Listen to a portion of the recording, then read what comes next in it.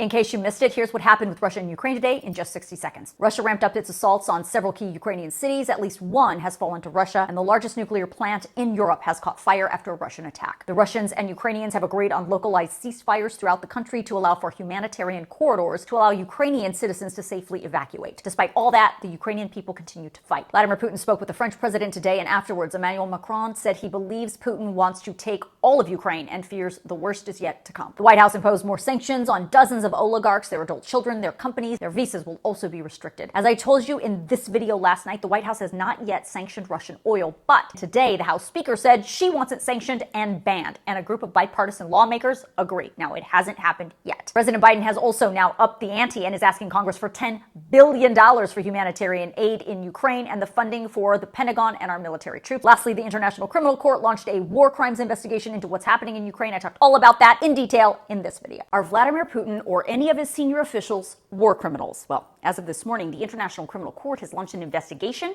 and its prosecutors are now on their way to Ukraine to gather evidence about reports of possible Russian crimes against humanity. So what is the International Criminal Court, and what power do they actually have? But first, why is this all happening? As of yesterday, the United Nations said more than 500 Ukrainian civilians had either been killed or injured by the Russian invasion. Ukraine's government says the number is actually closer to about 2,000 civilian deaths and countless injuries. There have been reports of the Russian military using weapons that violate the laws of war and civilian targets. The rules are defined in the Geneva Convention, the Rome Statute, and the International Humanitarian Law. Those documents outline how troops are allowed to act during military conflicts and what exactly qualifies as a war crime.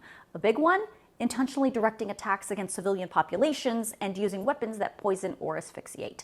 The prosecutor for the International Criminal Court said yesterday, "My office had already found a reasonable basis to believe crimes within the jurisdiction of the court had been committed." So who is the International Criminal Court? The ICC was set up in 2002 to prosecute war crimes, crimes against humanity, and genocide. You may have heard about The Hague.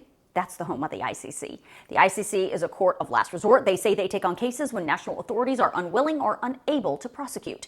The International Criminal Court does not have its own police force and relies on the cooperation from supporting countries. 123 countries were part of the formation of the court. The United States participated in the original negotiations, but we are not members. U.S. politics have dictated our national posture towards the ICC. To put it bluntly, when it's politically beneficial, we support them, and when it's not, we don't. But the fact is, the United States to this day does not recognize the jurisdiction of the International Criminal Court in this country. Russia, by the way, also not a member. So what power does the ICC really have? Since its founding, the ICC has only conducted a few dozen trials and have only found a handful of those suspects guilty of war crimes. The punishments can range anywhere from prison sentences to reparations or both. The ICC can only put a suspect on trial in The Hague if they are arrested, and the court does use its international cooperation to enforce its arrest warrants.